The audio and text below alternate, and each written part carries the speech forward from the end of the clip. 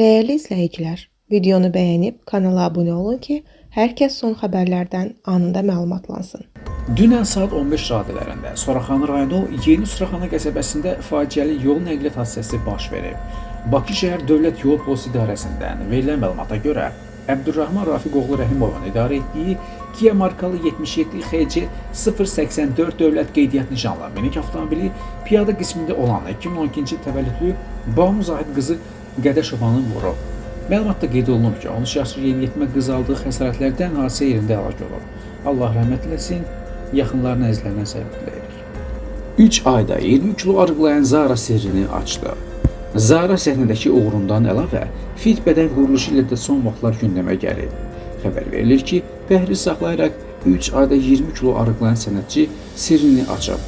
Bunun 80% iradə gücü və ağzını bağlamaqdır. Ən çox dolma üçün darıxıram.